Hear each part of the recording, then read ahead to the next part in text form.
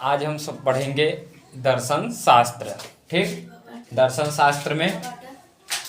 शास्त्र में पाश्चात्य दर्शन व हम भारतीय दर्शन के भागों के बारे में चर्चा करेंगे। हम देखते हैं प्राचीन दर्शन या पाश्चात्य दर्शन और भारतीय प्राचीन दर्शन, प्राचीन भारतीय दर्शन। ठीक बा, प्राचीन भारतीय दर्शन और पाश्चात्य दर्शन लगभग एक जैसी विचारधारा से गुजरी हैं और कुछ न कुछ भारतीय दर्शन और पाश्चात्य दर्शन में अंतर होने के बावजूद जो उनकी विचारधारा है एक जैसी मिलती है। पाश्चात्य दर्शन के हम प्रकारों में पढ़ते हैं तो पाश्चात्य दर्शन मुख्यतः 5 प्रकार के होते हैं: तत्व मीमांसा, ज्ञान मीमांसा, तर्कशास्त्र, नीति शास्त्र, सौंदर्य शास्त्र। 5 प्रकार से पाश्चात्य दर्शन 5 प्रकार से इनके विभाजन, पाश्चात्य दर्शन के विभाजन को हम 5 तरीके के विभाजन से हम कर सकते हैं। जबकि भारतीय दर्शन को हम 2 प्रकार से आस्तिक व नास्तिक दर्शन के आधार पर बांटते हैं। आस्तिक जैसे आधुनिक साहित्यिक भाषा में आस्तिक का अर्थ आज हम लोग ईश्वर को मानने तथा नास्तिक का अर्थ ईश्वर को न मानने से लेते हैं। जबकि आस्तिक व नास्तिक का अर्थ ये प्राचीन समय में ये न होकर वेद अनुयायी या वेद विरोधी के आधार पर किया जाता था। प्राचीन दर्शन वेद अनुयायी व वेद विरोधी के आधार पर आस्तिक व नास्तिक के रखे गए हैं। यदि हम वेद अनुयायी के आधार पर देखते हैं तो भारतीय दर्शन 2 प्रकार से होते हैं: आस्तिक व नास्तिक दर्शन। आस्तिक दर्शन यानी वेद अनुयायी, नास्तिक दर्शन वेद विरोधी।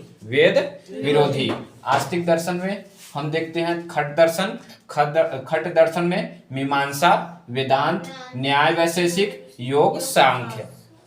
तो यदि हम ईश्वर को मानने के आधार पर आस्तिक बताएं तो मीमांसा और सांख्य ईश्वर को न मानते हुए, लेकिन मीमांसा व सांख्य चूंकि वेद को मानते हैं, अतः हम लोग मीमांसा व सांख्य को आस्तिक दर्शन में रखते हैं।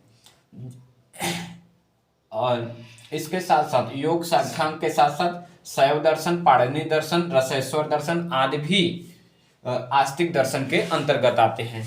नास्तिक दर्शन के अंतर्गत वे दर्शन जो वेद का पूर्णतः विरोध करते हैं, उन्हें हम नास्तिक दर्शन के अंतर्गत रखते हैं। इसमें चार्वाक दर्शन, बौद्ध दर्शन व जैन दर्शन है।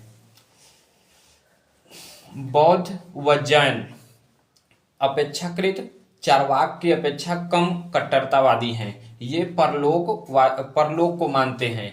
अतः यदि हम आस्तिक व नास्तिक का अर्थ परलोक को मानने तथा न मानने से किया जाए, आस्तिक व नास्तिक का अर्थ परलोक को मानने या न मानने से किया जाए, तो हम यह पाते हैं कि बौद्ध व जैन दर्शन भी परलोक को मान लेने से ये भी आस्तिक के अंतर्गत आ जाते हैं। जबकि चार्वाक दर्शन पूर्णतः नास्तिक की श्रेणी में आता है। चार्वाक दर्शन अपेक्षाकृत बहुत ही सरलतम व भौतिकी रूप से सबसे सुगम्य उदाहरण पेश करता है। चार्वाकी जो इसके मूल शाखा है या इनकी साहित्य कम होने के कारण इन्हें भारतीय दर्शन में ठीक स्थान नहीं दे पाया गया है। चार्वाक दर्शन के अंतर्गत हम कुछ ही तथ्यों को प्राप्त कर पाते हैं। चार्वाकी का जैसे मूल जिस प्रकार से आज चार्वाकी के व्यक्ति में संबंध होता है, वैसा इनका विकराल रूप प्राचीन समय में देखने को मिल सकता है। धन्यवाद।